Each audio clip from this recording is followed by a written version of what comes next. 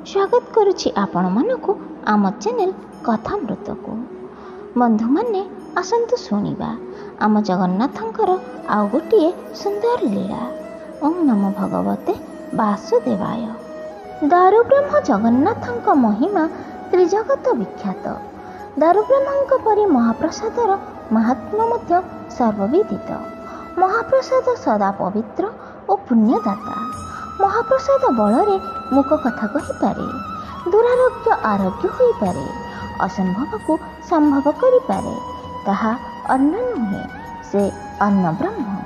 श्रीमंदिर दारुब्रह्म को समर्पित भोग महाप्रसाद कुआ जाए। जेहेतु जगन्नाथ को जो अन्न भोग अर्पण करा जाए ताहा साधारण अन्न नुहे, ताहा ब्रह्मान्न।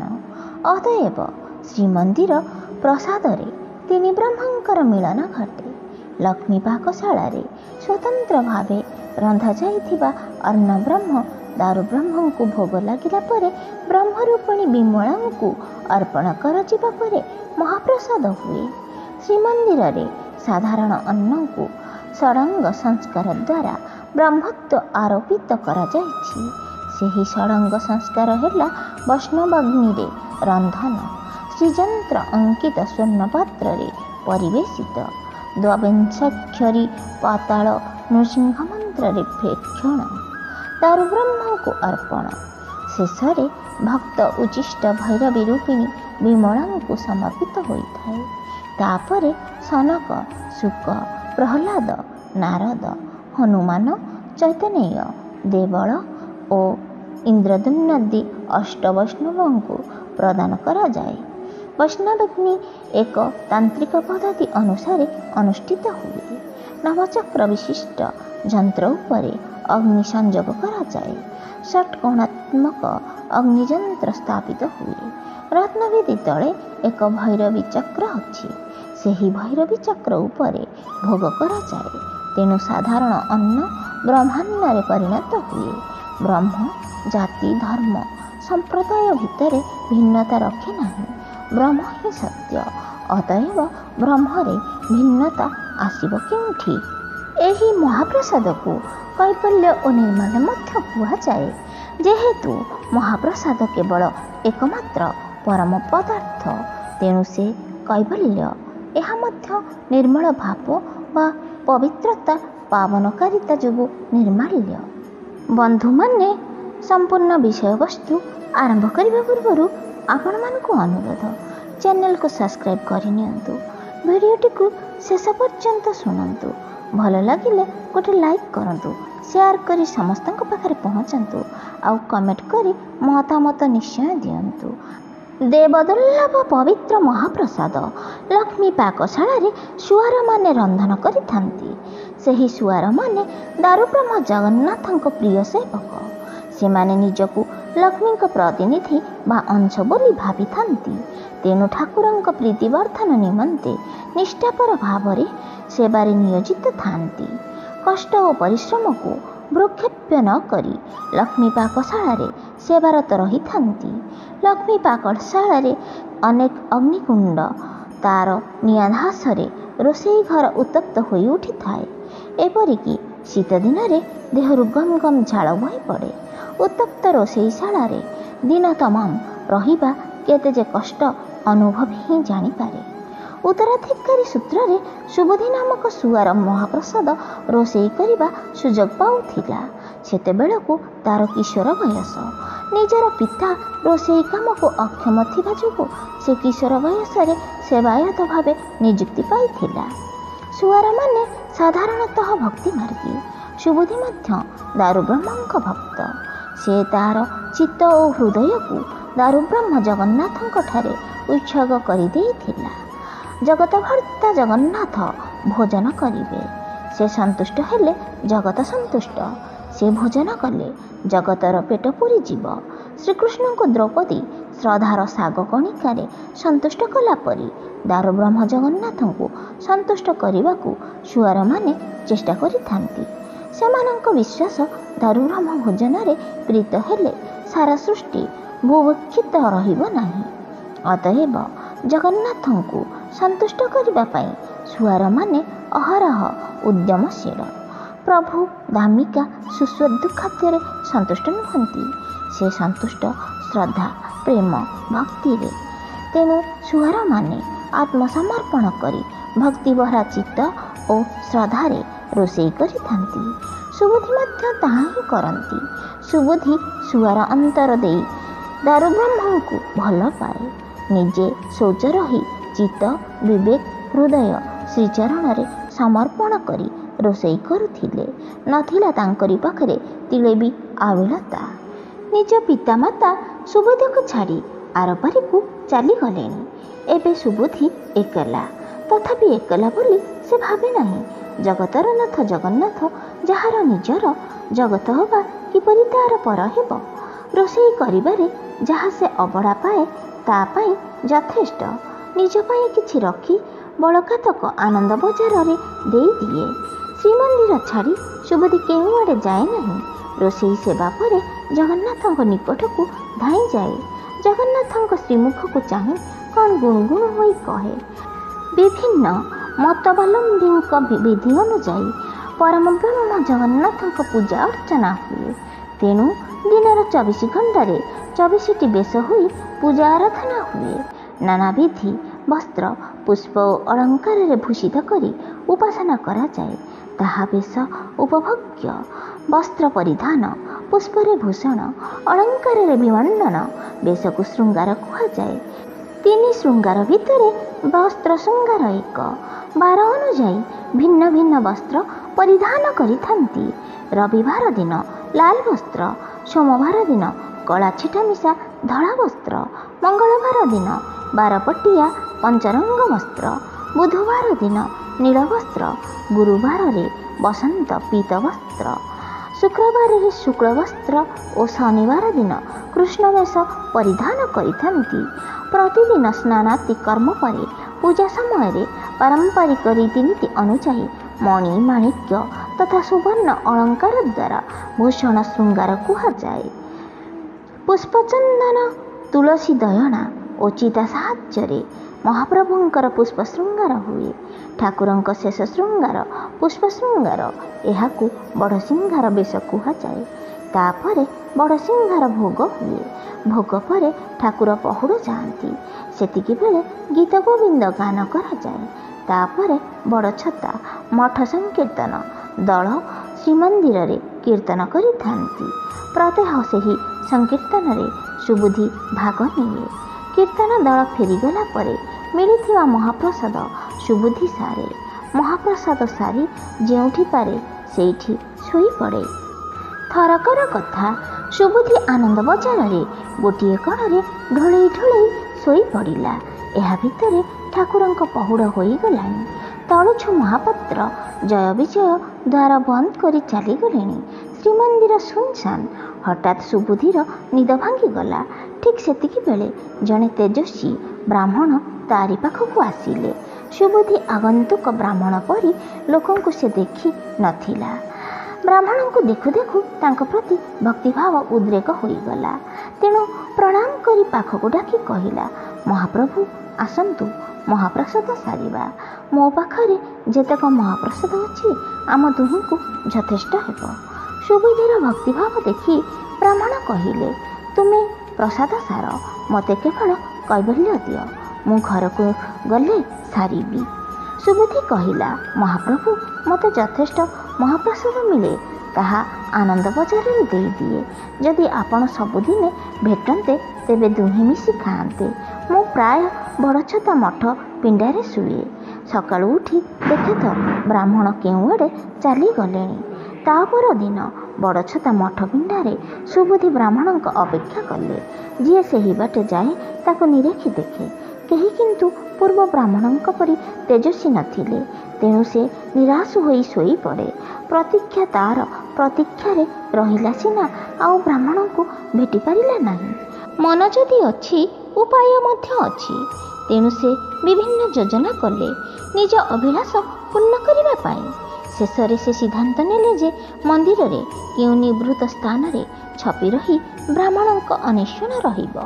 ଯେମିତି ହେଲେ ମହାପ୍ରସାଦ ଖୁଆଇବ। ଯୋଜନା ଅନୁଯାୟୀ ସେମିତି ଲୁଚି ରହିଗଲା ଶ୍ରୀମନ୍ଦିର ଭିତରେ। ତନ୍ନ ତନ୍ନ କରି ଦେଖୁଥାନ୍ତି ପ୍ରତ୍ୟେକ ଯାତ୍ରୀଙ୍କୁ।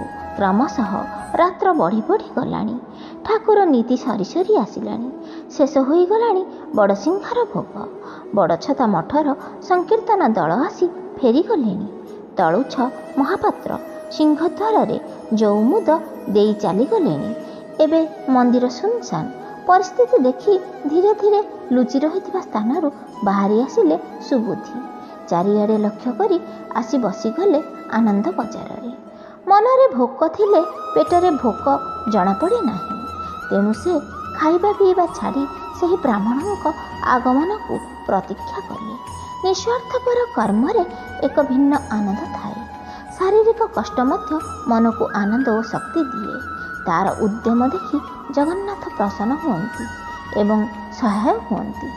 ଚିନ୍ତାମଗ୍ନ ମୁଦ୍ରାରେ ସୁବୁଦ୍ଧି ବସିଥିବା ବେଳେ ସେହି ଦେବୋପମ ତେଜସ୍ୱୀ ବ୍ରାହ୍ମଣ ସେଠାରେ ପହଞ୍ଚି ଯାଇ ସୁବୁଦ୍ଧିକୁ ଝୁଲାଇ ପ୍ରକୃତିସ୍ଥ କରିଦେଲେ। ବ୍ରାହ୍ମଣଙ୍କୁ ଦେଖି ସେ ଏତେ ଆନନ୍ଦିତ ହୋଇଗଲେ ଯେ ସ୍ଥାନକାଳ ପାତ୍ର ଆଉ କିଛି ଜାଣି ନ ପାରି ଭକ୍ତି ଗଦ୍ଗଦ୍ ଚିତ୍ତରେ ନାଚି ଉଠିଲେ। ଭୂମିଷ୍ଠ ହୋଇ ପ୍ରଣାମ କରି କହିଲେ, ପ୍ରଭୁ, ମୁଁ ଆପଣଙ୍କ ପ୍ରତୀକ୍ଷାରେ ଅତିଷ୍ଠ ହୋଇଗଲିଣି। କାଳିଆର କୃପାରେ ଯାହା ହେଉ ଭେଟିଗଲି। ଚାଲନ୍ତୁ ମହାପ୍ରସାଦ କରିବା। ମୋତେ ଭାରି ଭୋକ। ମୁଁ ଆପଣଙ୍କ ପାଇଁ ରାଜଭୋଗ ମହାପ୍ରସାଦ ଆଣିଦେଇଛି। 2 ଖଣ୍ଡ କଦଳୀପତ୍ର ପକାଇ ସରୁ ମିଠା ଅନ୍ନ ପରଷି ଦେଲେ। ବିଭିନ୍ନ ପ୍ରକାର ବ୍ୟଞ୍ଜନ ପରିବେଷଣ କରି ଗୁଆ ଘିଅ ପକାଇ ଦେଲେ। ଦୁହେଁ ଆଗ୍ରହରେ ମହାପ୍ରସାଦ ଗ୍ରହଣ କଲେ। ଖିଆ ସରିଲା ପରେ ହାତ ଧୋଇଲେ। ସୁବୁଦ୍ଧି ନିଜ କାନ୍ଧରୁ ଗାମୁଛା କାଢ଼ି ହାତ ପୋଛିବାକୁ ବ୍ରାହ୍ମଣଙ୍କ ହାତକୁ ବଢ଼ାଇ ଦେଲେ। ହାତ ପୋଛୁ ପୋଛୁ ବ୍ରାହ୍ମଣ କହିଲେ, ବୁଝିଲ ସୁବୁଦ୍ଧି, ତୁମ ହାତ ପରସା ମହାପ୍ରସାଦ ଅମୃତ ଠାରୁ ବି ବଳି। ତୁମ ପ୍ରେମ ଓ ଶ୍ରଦ୍ଧାରେ ମୁଁ ତୃପ୍ତ। ରାତ୍ର ବେଶୀ ହେଲାଣି, ତୁମେ ବିଶ୍ରାମ ନିଅ, ମୁଁ ଯାଉଛି। ବ୍ରାହ୍ମଣ ଯିବାର ଦେଖି ସୁବୁଦ୍ଧି କହିଲା, ମହାପ୍ରଭୁ, ସିଂହଦ୍ୱାର ଯେ ବନ୍ଦ, ଯିବେ କେମିତି? ଆସନ୍ତୁ ଏକାଠି ବିଶ୍ରାମ ନେବା। ଆପଣ ପହୁଡ଼ ଯିବା ପର୍ଯ୍ୟନ୍ତ ପାଦସେବା କରିଦେବି, ଭଲ ଲାଗିବ। ତଥାପି ସୁବୁଦ୍ଧିର କଥା ନ ଶୁଣିଲା ପରି ହୋଇ ବ୍ରାହ୍ମଣ ଆଗେଇ ଚାଲିଲେ। ସୁବୁଦ୍ଧି ମଧ୍ୟ ତାଙ୍କରି ପଛେ ଅନୁସରଣ କଲେ। ଆନନ୍ଦ ବଜାର ପାର ହୋଇ 22 ପାହାଚ ପଡ଼ିଲା। 22 ପାହାଚରେ ଗୋଟିଏ ପରେ ଗୋଟିଏ ପାହାଚ ଓହ୍ଲାଇ ସିଂହଦ୍ୱାର ନିକଟରେ ଠିଆ ହୋଇ ପଛକୁ ଚାହିଁଲେ ବ୍ରାହ୍ମଣ। ଦେଖିଲେ ପଛରେ ସୁବୁଦ୍ଧି। ସୁବୁଦ୍ଧିକୁ ଉପଦେଶ ଛଳରେ କହିଲେ, ରାତ୍ର ବେଶୀ ହେଲାଣି, ଯାଅ ବିଶ୍ରାମ ନିଅ। ସୁବୁଦ୍ଧି କହିଲେ, ପ୍ରଭୁ, ଆପଣଙ୍କ ସେବାରେ ମୁଁ, ତେଣୁ ଆପଣଙ୍କ ପଛେ ପଛେ। ଆପଣ ଯେତେବେଳେ ବିଶ୍ରାମ ନେଉନାହାନ୍ତି, ମୁଁ କାହିଁକି ନେବି? ସୁବୁଦ୍ଧିର କଥା ଶୁଣି ବ୍ରାହ୍ମଣ କହିଲେ, ମୁଁ ବଡ଼ଦାଣ୍ଡକୁ ଯିବି, ତେଣୁ ସିଂହଦ୍ୱାର ପାଖରେ ଯଦି ଯିବାକୁ ଇଚ୍ଛା ତେବେ ମୋ ପଛରେ ଆସ। କହି ସିଂହଦ୍ୱାରକୁ ସ୍ପର୍ଶ କରିଛନ୍ତି କି ନାହିଁ, ସିଂହଦ୍ୱାର ଆପେ ଆପେ ଖୋଲିଗଲା। ଦୁହେଁ ବଡ଼ଦାଣ୍ଡକୁ ଚାଲି ଆସିଲେ। ତାପରେ ସିଂହଦ୍ୱାର ପୂର୍ବ ପରି ବନ୍ଦ ହୋଇଗଲା। ଏସବୁ ଦେଖି ସୁବୁଦ୍ଧିକୁ ଯାଦୁ ପରି ଲାଗୁଥିଲା। ବ୍ରାହ୍ମଣଙ୍କର ଅଲୌକିକ କର୍ମ ଦେଖି ସୁବୁଦ୍ଧି ମନେ ମନେ ଭାବିନେଲେ ଯେ ଏହି ବ୍ରାହ୍ମଣ ସାଧାରଣ ବ୍ରାହ୍ମଣ ନୁହନ୍ତି, ନିଶ୍ଚିନ୍ତ ଭାବେ କେଉଁ ଦେବତା। ସେ ତ ଶୁଣିଥିଲା ଶ୍ରୀମନ୍ଦିର କବାଟ ବନ୍ଦ ହୋଇଗଲା ପରେ ଦେବଲୋକ, ବ୍ରହ୍ମଲୋକ ଓ ମର୍ତ୍ତ୍ୟଲୋକର ଦେବାଦେବୀ ପରଂବ୍ରହ୍ମ ଜଗନ୍ନାଥଙ୍କୁ ଦର୍ଶନ କରିବାକୁ ଆସିଥାନ୍ତି। ହୁଏତ ସେହି ଦେବତା ମଧ୍ୟରୁ କେହି ହୋଇଥିବେ। ଏହି ଛଦ୍ମବେଶୀ ବ୍ରାହ୍ମଣ ପ୍ରକୃତରେ କିଏ ବୋଲି ଜାଣିବାକୁ ସୁବୁଦ୍ଧି ବ୍ରାହ୍ମଣଙ୍କ ପିଛା କଲେ। ସେହି ତେଜସ୍ୱୀ ବ୍ରାହ୍ମଣ ସ୍ୱର୍ଗଦ୍ୱାର ନିକଟରେ ପହଞ୍ଚି ଦେଖିଲେ ତାଙ୍କ ପଛରେ ସୁବୁଦ୍ଧି। ତେଣୁ ବ୍ରାହ୍ମଣ ହସି ହସି କହିଲେ, ଆଗରେ ସମୁଦ୍ର, ତୁମେ କ'ଣ ଯାଇପାରିବ? ଅକାରଣରେ ମରିବ କାହିଁକି? ଏଠୁ ଫେରିଯାଅ, ରାତ୍ର ଅନେକ ହେଲାଣି। ସୁବୁଦ୍ଧି ଭାବପ୍ରବଣ ହୋଇ ତେଜସ୍ୱୀ ବ୍ରାହ୍ମଣର ପଦଯୁଗଳ ଜାବୁଡ଼ି ଧରି କଇଁ କଇଁ କାନ୍ଦି ଉଠିଲା। କହିଲା, ପ୍ରଭୁ, ମୋତେ ଆପଣଙ୍କ ପ୍ରକୃତ ପରିଚୟ ଦିଅନ୍ତୁ, ନଚେତ୍ ମରିଯିବି ସିନା, ଆପଣଙ୍କ ପଛେ ପଛେ ହିଁ ଯିବି। ସୁବୁଦ୍ଧିର ଦୃଢ଼ ଭାବ ଦେଖି ବ୍ରାହ୍ମଣ କହିଲେ, ମୁଁ ହେଉଛି ଦେବରାଜ ଇନ୍ଦ୍ର। ପରଂବ୍ରହ୍ମ ଜଗନ୍ନାଥଙ୍କୁ ଦର୍ଶନ ଓ ପୁଷ୍ପାଭିଷେକ କରିବାକୁ ଆସେ। ତୁମ୍ଭର ଭକ୍ତି ଓ ସରଳମତି ଦେଖି ମୁଁ ପ୍ରୀତ, ତେଣୁ ତୁମ୍ଭକୁ ଦର୍ଶନ ଦେଲି। ବର୍ତ୍ତମାନ ତୁମେ ଯାହା ମାଗିବ ତାହା ମୁଁ ଦେବି, ତେଣୁ ମାଗିପାର। ସୁବୁଦ୍ଧି କହିଲା, ପ୍ରଭୁ ମୋତେ କିଛି ଆବଶ୍ୟକ ନାହିଁ। ଯାହା ପାଖରେ ବଳିଆର ଭୁଜ କାଳିଆ ଅଛନ୍ତି ତାହାର ଆଉ କ'ଣ ଆବଶ୍ୟକ? କାଳିଆର କୃପାରେ ଆପଣଙ୍କୁ ଦର୍ଶନ କରିପାରିଲି, ଏହା ହିଁ ବଡ଼ କଥା। ଆପଣ ମୋ କାଳିଆକୁ ଦର୍ଶନ କରିବାକୁ ଆସୁଛନ୍ତି ଜାଣି ମୋର ଭକ୍ତିଭାବ ବହୁଗୁଣିତ ହୋଇଯାଇଛି। ଏକଥା ଯଦି ଜନସାଧାରଣ ଜାଣିଥାନ୍ତେ ତେବେ ସେମାନଙ୍କ ଭକ୍ତି ଓ ବିଶ୍ୱାସ କେତେ ଯେ ଦୃଢ଼ ନ ହୁଅନ୍ତା। ତେଣୁ ଜଗତର ମଙ୍ଗଳ ନିମନ୍ତେ ଆପଣଙ୍କ ଦର୍ଶନ ସ୍ମାରକୀ କିଛି ପ୍ରଦାନ କରନ୍ତୁ। ସୁବୁଧିର ନିଃସ୍ୱାର୍ଥପର ଚିନ୍ତା ଓ ଜଗତ ମଙ୍ଗଳ ଭାବ ଦେଖି ଦେବରାଜ ଇନ୍ଦ୍ର ଖୁସି ହୋଇ କହିଲେ, ତୁମେ ଯେତେବେଳେ ଚାହିଁବ ସେତେବେଳେ ବର୍ଷା ହେବ, ଚାହିଁଲେ ମେଘ ଆକାଶରେ ଦେଖାଦେବ। ବରପ୍ରାପ୍ତି ହୋଇ ସୁବୁଧି କୃତଜ୍ଞତା ଜଣାଇ ସାଷ୍ଟାଙ୍ଗ ପ୍ରଣାମ କଲେ। ସେତେବେଳେ ଏକ ଦିବ୍ୟ ରଥ ସ୍ୱର୍ଗରୁ ଓହ୍ଲାଇ ଆସିଲା ଏବଂ ପୁଷ୍ପବୃଷ୍ଟି ହେଲା। ସେହି ସ୍ୱର୍ଗୀୟ ଯାନରେ ଆରୂଢ଼ ହୋଇ ଦେବରାଜ ଅଦୃଶ୍ୟ ହୋଇଗଲେ। ସେହିଦିନଠାରୁ ସୁବୁଧି ଭଗବାନଙ୍କ ଚିନ୍ତାରେ ନିମଗ୍ନ ହୋଇ ରହିଲେ। ଭାବବିଭୋର ହୋଇ ସଂସାର ଉଦାସୀ ହୋଇଗଲେ। ସମସ୍ତେ ଭାବିଲେ ସୁବୁଧି ପାଗଳ ହୋଇଯାଇଛି। ପ୍ରକୃତରେ ସେ ଭଗବାନଙ୍କ ପ୍ରେମରେ ପାଗଳ ହୋଇଯାଇଥିଲା। କେତେବେଳେ ଉଚ୍ଚସ୍ୱରରେ ଜଗନ୍ନାଥଙ୍କୁ ଡାକେ ତ କେତେବେଳେ ମୌନ ହୋଇ କେଉଁଠି ବସି ରହେ। ଖାଇବା ପିଇବା ପିନ୍ଧିବା ପ୍ରତି ଦୃଷ୍ଟି ଦେଲା ନାହିଁ। ଥରେ ସେ ଆନନ୍ଦ ବଜାରରେ ଜଣେ ଅଭଡ଼ା ବିକ୍ରେତାକୁ 2 ଖଣ୍ଡ ଅଭଡ଼ା ମାଗିଲେ। ସେ ବିକ୍ରେତା କିନ୍ତୁ ନିଷ୍ଠୁର ବଚନ କହି ଅପମାନିତ କଲା। ଠାକୁରଙ୍କୁ ନିନ୍ଦା କଲା। ଭକ୍ତ ନିଜ ନିନ୍ଦା ସହ୍ୟ କରିପାରେ କିନ୍ତୁ ନିଜ ଠାକୁରଙ୍କ ନିନ୍ଦା ସହ୍ୟ କରିପାରେ ନାହିଁ। ତେଣୁ ସୁବୁଧି ବିକ୍ରେତାକୁ ସାବଧାନ କରିଦେଲେ ଠାକୁରଙ୍କ ନିନ୍ଦା ପରିହାର କରିବା ନିମନ୍ତେ, ନଚେତ୍ ପରିଣାମ ଭୟାବହ ହେବ। ସୁବୁଧିର ତେଜଭରା କଥା ଶୁଣି ଦୋକାନୀ କହିଲା, ରଖ ହୋ ତୋ ଭକତ ପଣିଆ, ଠାକୁରଙ୍କୁ ନିନ୍ଦା କଲେ ଯଦି ତୁ ସହିପାରୁନାହୁଁ କ'ଣଟା ଯେ କରିଦେବୁ। ବିକ୍ରେତାକୁ ବୁଝାଇବାକୁ ଚେଷ୍ଟା କଲା କିନ୍ତୁ ଦୋକାନୀ ବୁଝିବ କ'ଣ, ଚୁଗୁଲି କଲା।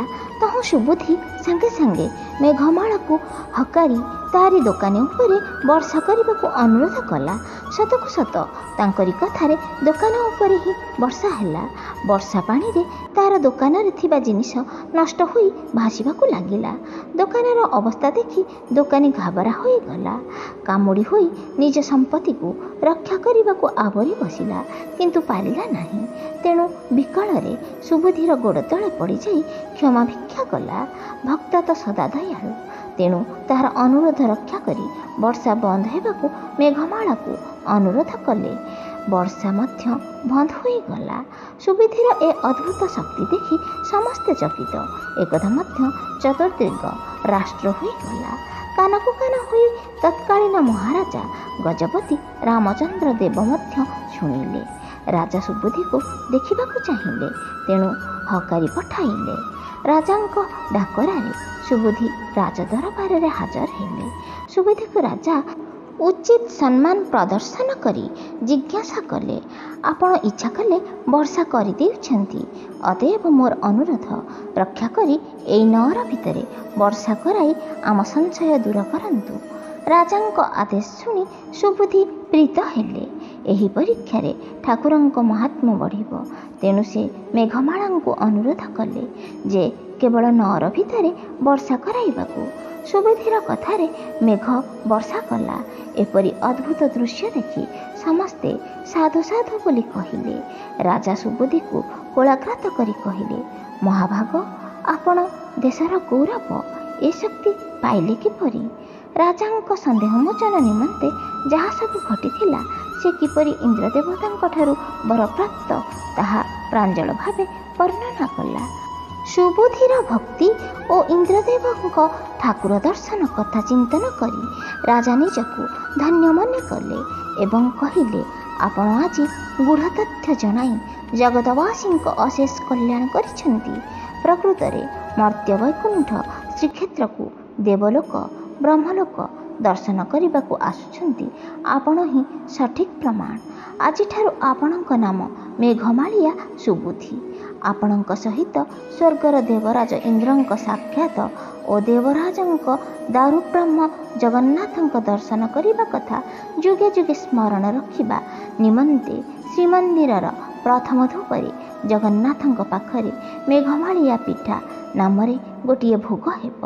ସେହି ଭୋଗ ଭୋଜନ କରି ଆପଣ ଶାନ୍ତିରେ ଠାକୁରଙ୍କ ପାଖରେ ରହନ୍ତୁ। ମେଘମାଳିଆ ସୁବୁଧି ଏକ କିବଦନ୍ତୀ ପୁରୁଷ ହୋଇଗଲେ। ଜଳ ଆବଶ୍ୟକ ପଡ଼ିଲେ ଲୋକେ ମେଘମାଳିଆ ସୁବୁଧି ପାଖକୁ ଆସିଲେ। ମେଘମାଳିଆ ସୁବୁଧି ଲକ୍ଷ୍ୟ କଲେ କେତେକ ନିଜ ସ୍ୱାର୍ଥ ସାଧନ ନିମନ୍ତେ ତାଙ୍କୁ ନିୟୋଜିତ କରୁଛନ୍ତି। ସେଥିରେ ସେ ବ୍ୟଥିତ ହୋଇ କେଉଁଆଡ଼େ ନିରୁଦ୍ଦିଷ୍ଟ ହୋଇଗଲେ। ଲୋକେ କେତେକ ଖୋଜିଲେ କିନ୍ତୁ ମେଘମାଳିଆ ସୁବୁଧିକୁ ଆଉ ଦେଖିଲେ ନାହିଁ। ଆଜି ମେଘମାଳିଆ ସୁବୁଧି ଯଦିଚ ନାହିଁ କିନ୍ତୁ ଅଛି ତାଙ୍କ ନାମରେ ପ୍ରଚଳିତ ହୋଇଥିବା ଭୋଗ। ତାହା ହିଁ ସୂଚାଇ ଦିଏ ଯେ ଦାରୁବ୍ରହ୍ମ ଜଗନ୍ନାଥଙ୍କୁ ଦର୍ଶନ କରିବାକୁ ଦେବଲୋକ ଆସିଥାନ୍ତି।